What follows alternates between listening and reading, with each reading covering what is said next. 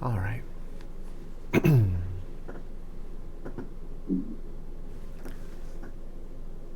Gonna put you guys on mute, but if you have a question you want to ask, you're welcome to unmute yourself, or you can put it in the chat. I'm gonna open that so that that's available. Hi, Joanna. If anyone has anything you'd like discussed tonight, feel free to put it in the chat or just unmute yourself and ask. And until then, why don't we just sink into the room?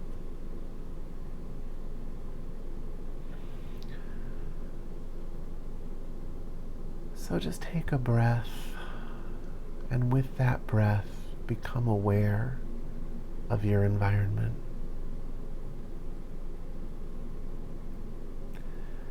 The trick is to see it all at once. Throughout the day, we're hard focused on details. And so it looks like we're involved in something that is ever changing, ever shifting. It kind of increases the wave of those ups and downs. Instead, just sort of take a step back. Soften your vision so that you take it all in at once.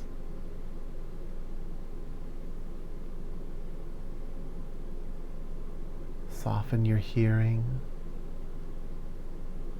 so that you're just listening to the whole scene all at once.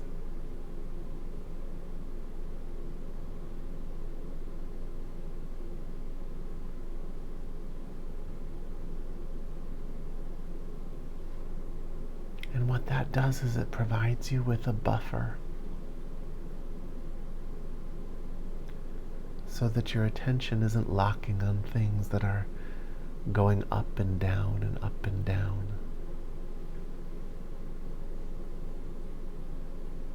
There's still movement, but there's a fundamental truth at the center of it that stays dynamically still.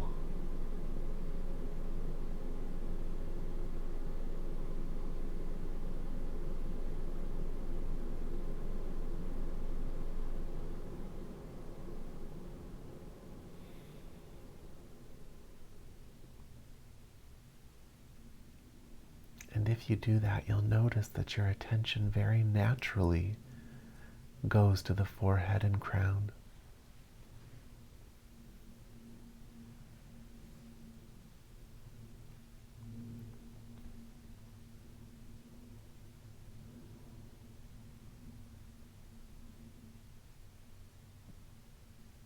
See it all at once.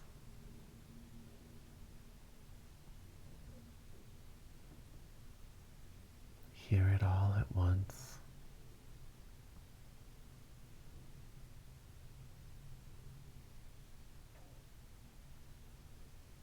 Without any expectation.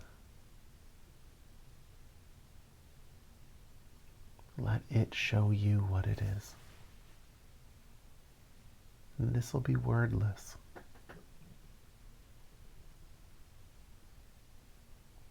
It's a nature,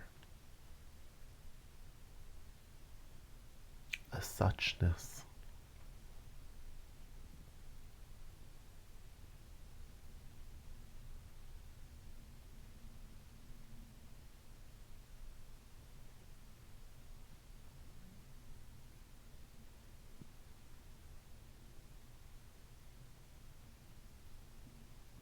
Notice how it slows you down.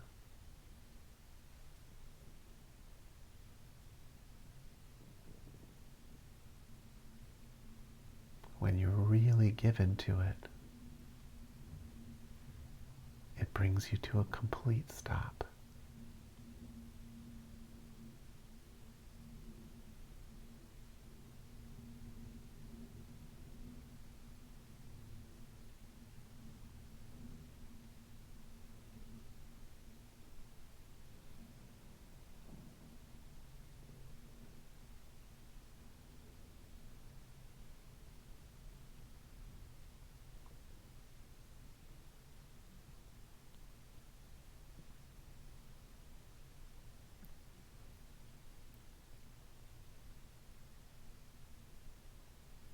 And in that stopping,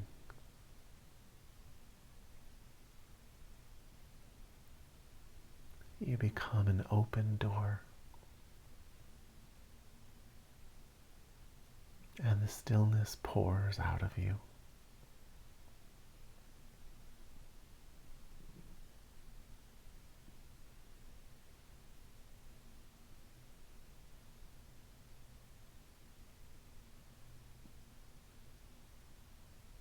You can't make it happen. It just happens once everything has stopped.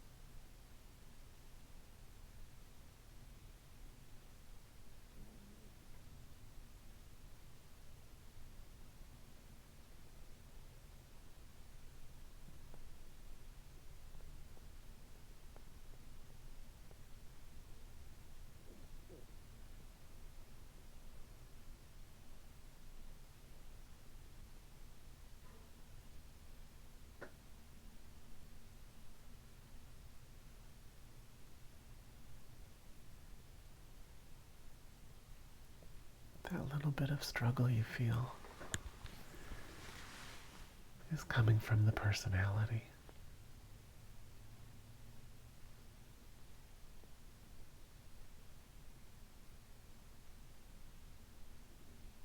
If it lets go, you'll see what you actually are. Even if you don't understand it, you'll see it.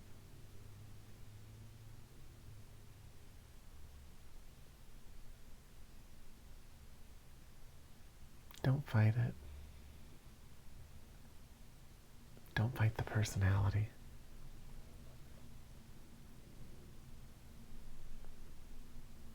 Don't feed it either.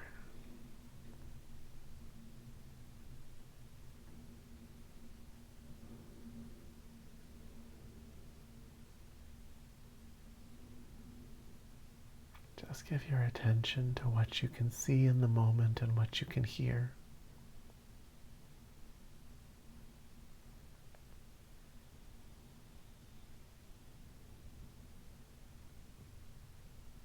The rest will take care of itself.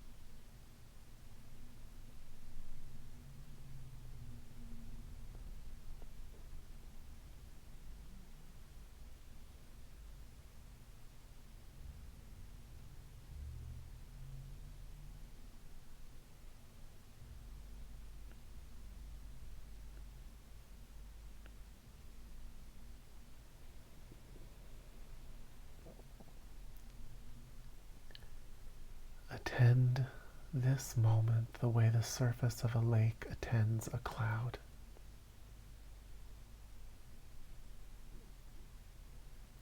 aware and reflecting what is present,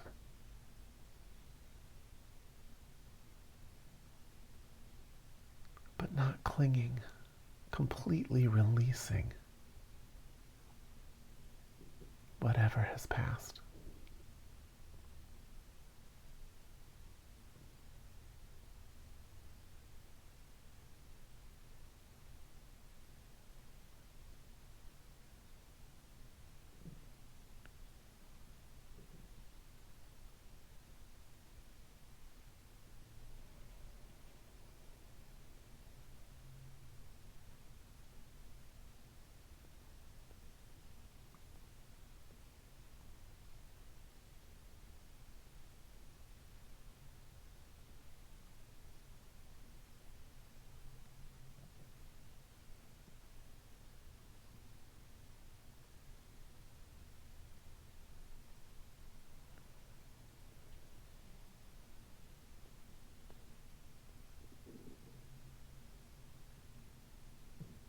Why should I do this?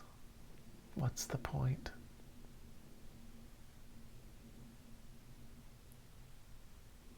You can't know the point until you have completely done it.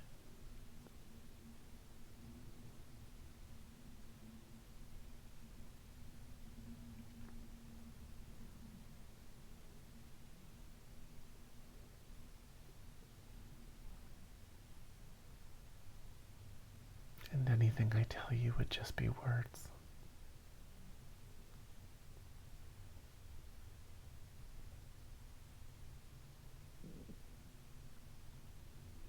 Let go of all of it while simultaneously being present for all of it.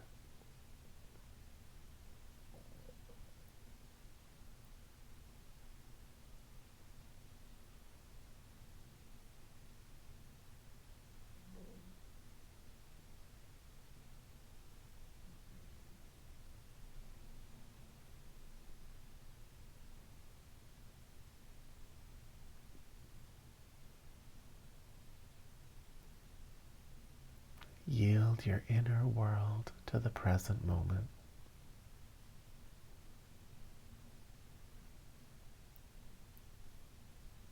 And abide there.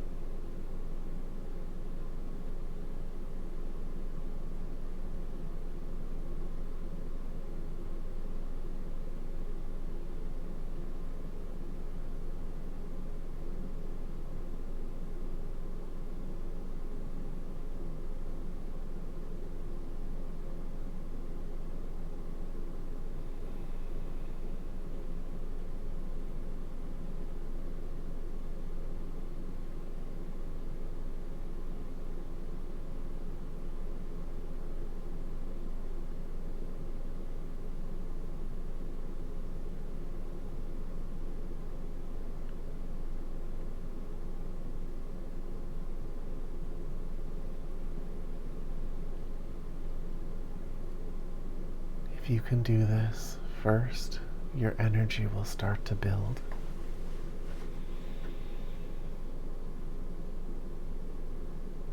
Power will build in you like you're a battery.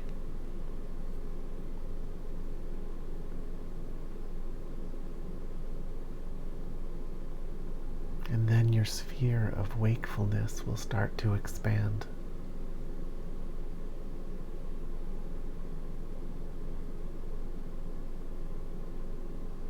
You'll experience yourself expanded beyond your body.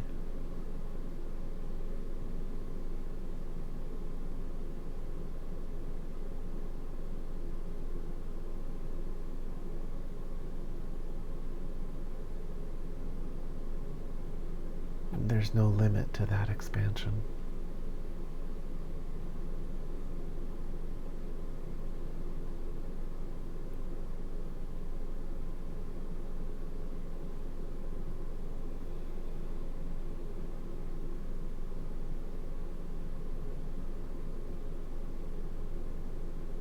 The beginnings of that experience are within your reach right now.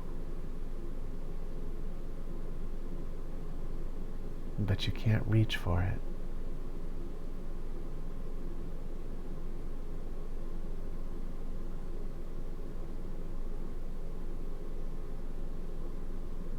You have to let yourself come to a stop.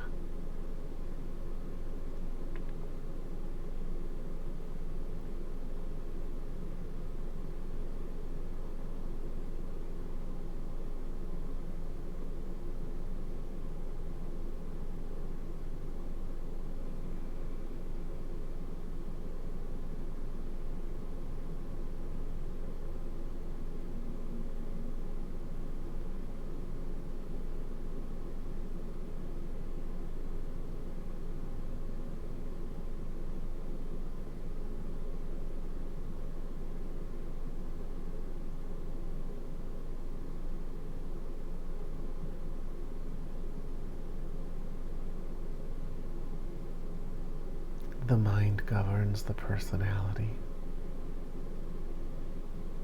But this wakefulness is not an extension of your personality.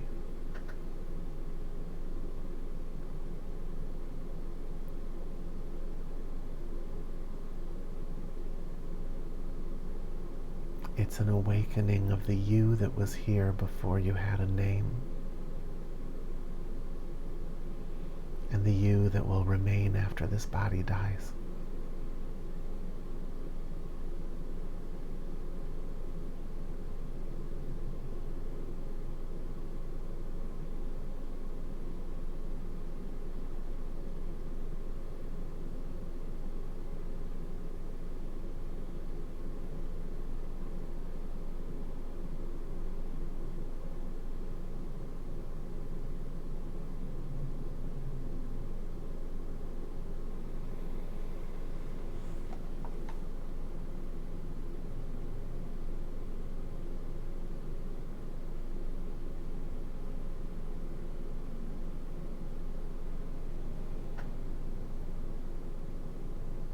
A couple of you are pretty distracted. What if for just the next 20 minutes you stopped, shifted to your breath, and let go of everything else?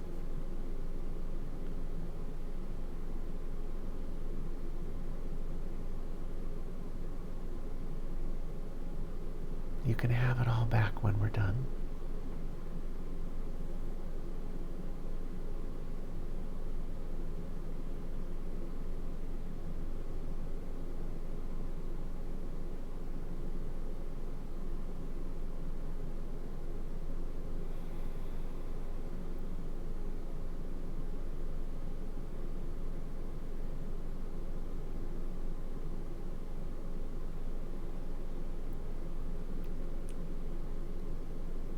See, if we all do it, it magnifies.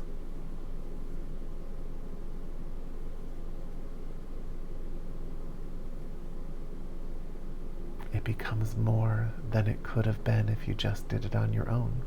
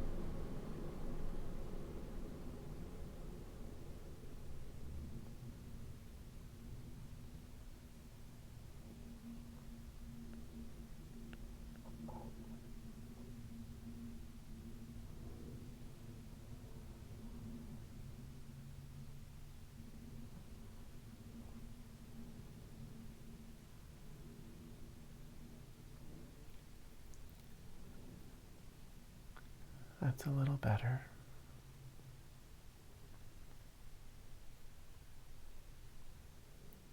Relax into that and let it build.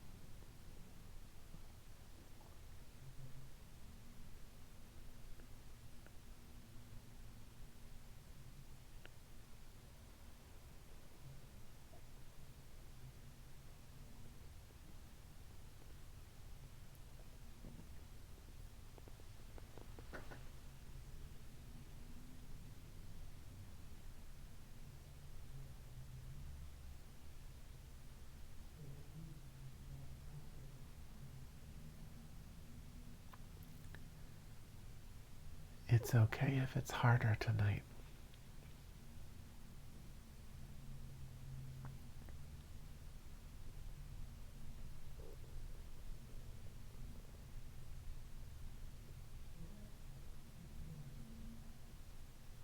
Some days the wind is at your back.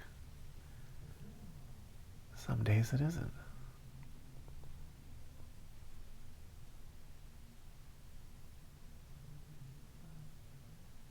When it isn't, you don't go as far.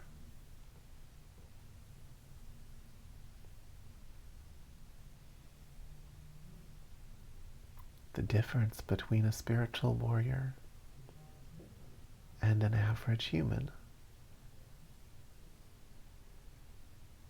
is not that a spiritual warrior goes as far when the wind is at their back versus when it isn't. The difference is the average human only does it if it's easy.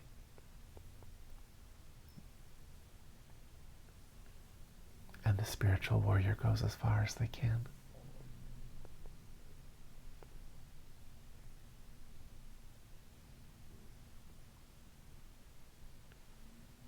What you gain from doing what you can is actually more than what you gain from an amazing meditation on a night where everything is lined up perfectly.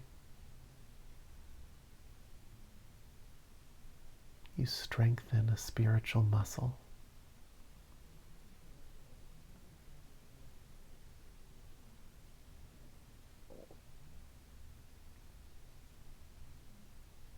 What you do in the low tide versus the high tide actually takes you further when the tide comes back in.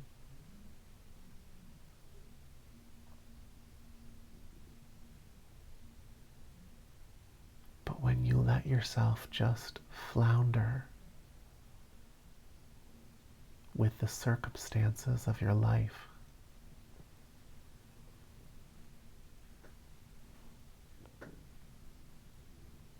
instead of opening yourself to go as far as you can, when you let yourself flounder, you create little shifts in your being, little choices that start cycles in motion. Nothing big, nothing you would even notice. But those tiny choices are big choices over a long period of time. It's like if you're heading in one direction, if you make just a 0.00008 degree shift clockwise, it may be a long time before you end up in a different place. But eventually you'll end up in a different place.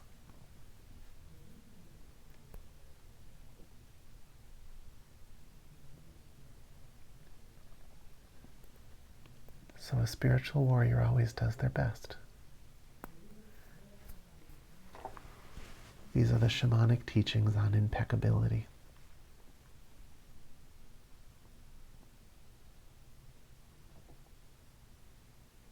The trick is to just make yourself available to what is and stay open in the face of it.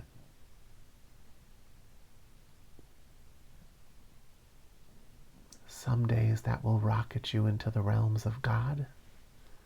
Some days it will just keep you from going 2 levels lower.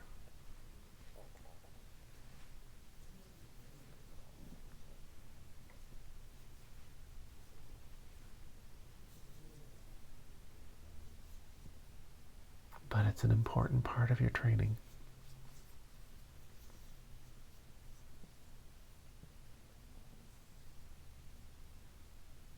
And it happens to everyone.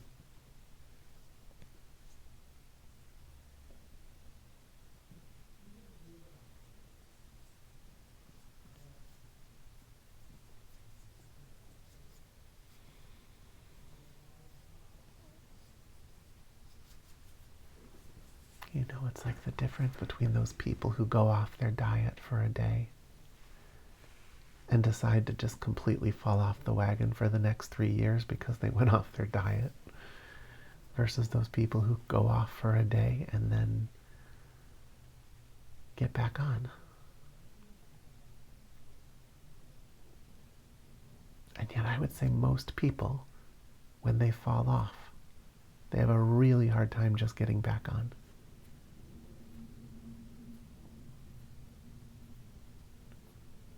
We really do expect things to be easy.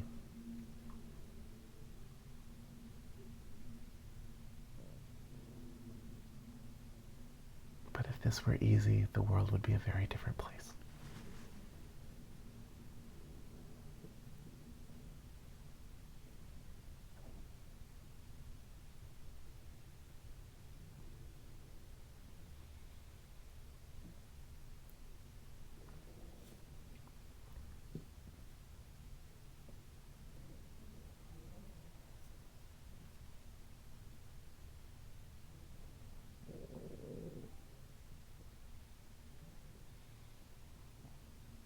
Take in the whole room with your eyes.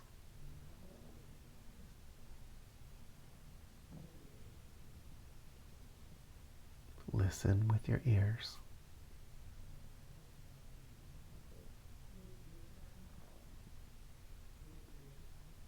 And let go into that. Don't let your inner world steal you away.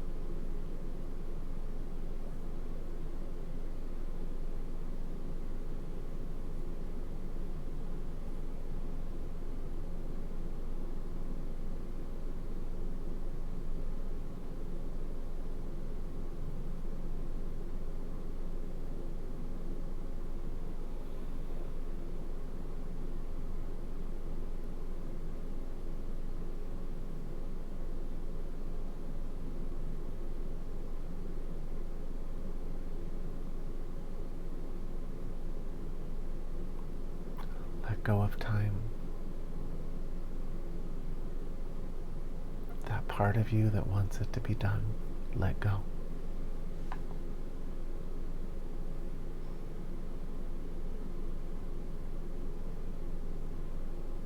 Sit here as if you've always been sitting here.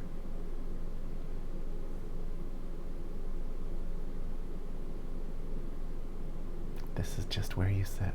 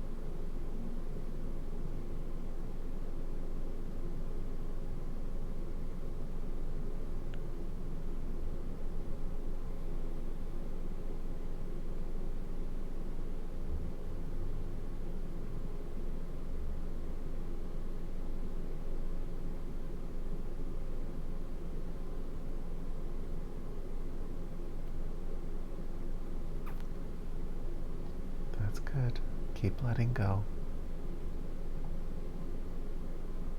Your story is the problem, not the sitting.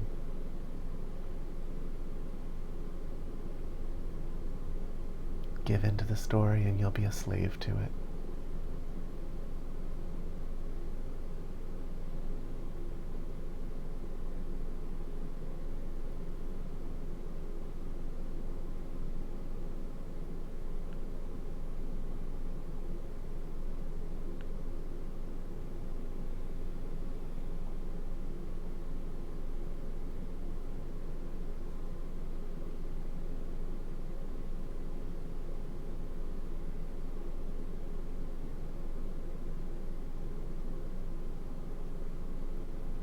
You're torturing yourself. Let it go.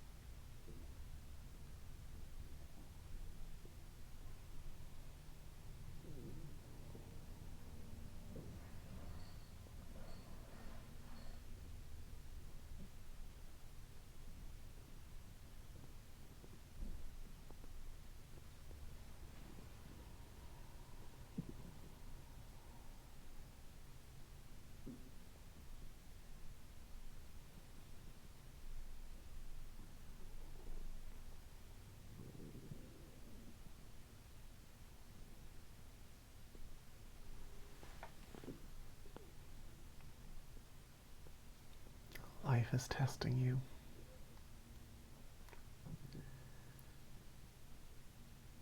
It slowed time way down.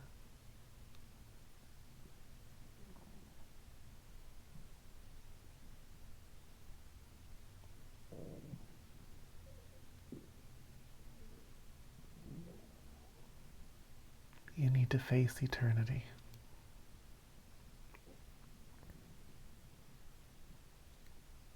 Because everything else about you is a blip.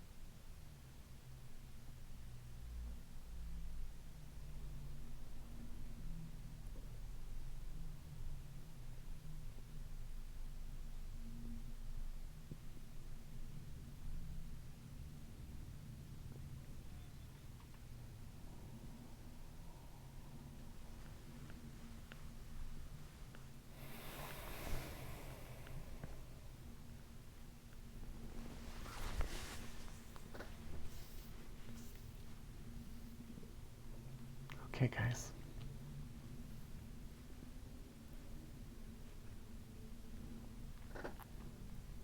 This week,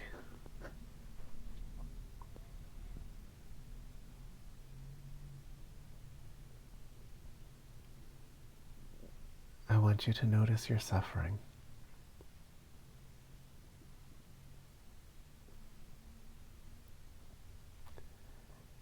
And I want you to notice how all the things you do in a day to not have to look at your suffering, to avoid having to be present for it, are all things that perpetuate it.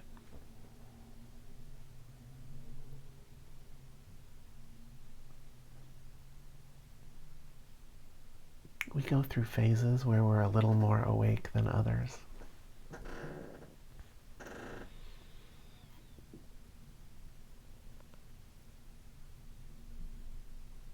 Sometimes it takes a while to understand that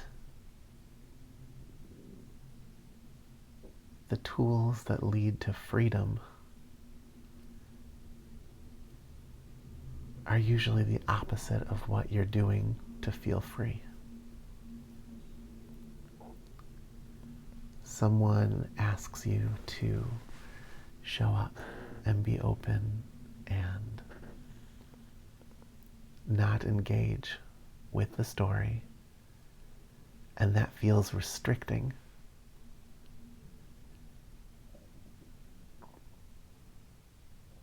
But it's only because the story has made you its slave. And so it has a story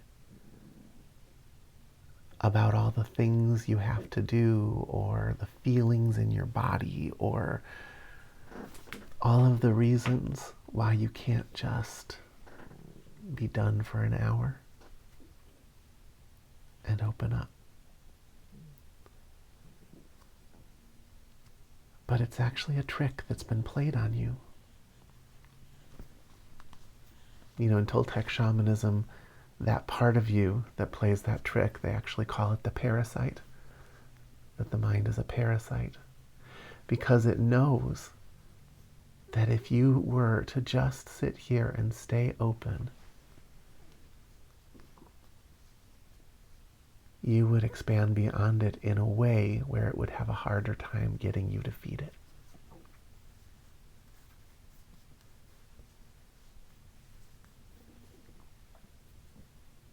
And you don't always have a hard time. And you didn't all have a hard time. But I think tonight many of you were set up to kind of have an experience with that resistance. And so that would be the way to grow from that. As you appease the parasite this week, I want you to notice how it makes you feel. Does it make you feel more awake, more alert, more alive?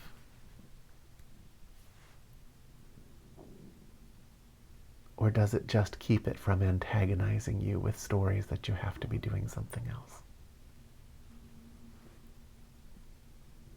Just pay attention this week. All right? I will see you all next week unless there are any questions. Oh, I see there is one question here. So Suki's saying, what if the story is so real that it makes something very real happen in your life, like a negative physical experience? Okay. We're not saying that life doesn't exist. We're not saying that. But let's say that you are in a story that is so real that it triggers you. And now you're filled with fear, and you're filled with a lack of control, and impulsive behavior reigns.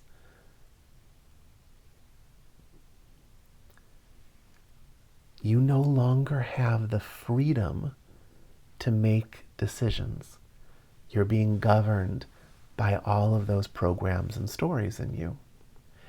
In that same circumstance, if you can keep your wits about you and step into the meditative state, you can respond to whatever is happening. And that response will actually have an alchemical effect upon it that helps the other people involved wake up just a little bit. You know, you can choose what sort of people you have in your life, or if you're gonna have them in your life, then you can understand them and choose how you respond to what they are and what they're doing. But all of that comes from not letting the story lead you around like a slave. You know, this life, we cry when it tells us to cry. We laugh when it tells us to laugh. We're a puppet. And that's what has to stop. You can stand in the face of that, at the center of that hurricane, in stillness with all your resources available to you, and you can respond. Or you can look up and you can recognize, you know what? I am super close to being triggered, or I am getting triggered. We need to put this conversation on hold until I pull it together. Can we do this in an hour? That one act of consciousness gives everybody some breathing room and some time to pull it together.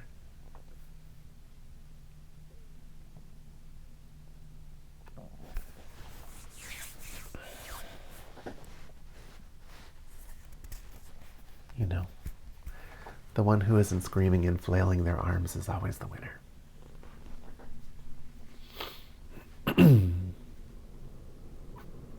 So that's what we're talking about. The story exists. You had, needs and things that set cycles in motion, and those cycles are in motion. But you can take one step back from all of that so that you can function consciously within it. Any questions about any of that? I think you're all great. I don't think it's your fault if you had a bad night tonight. But this is how we handle that. All right, guys, I will be here next week. I will see you on Thursday.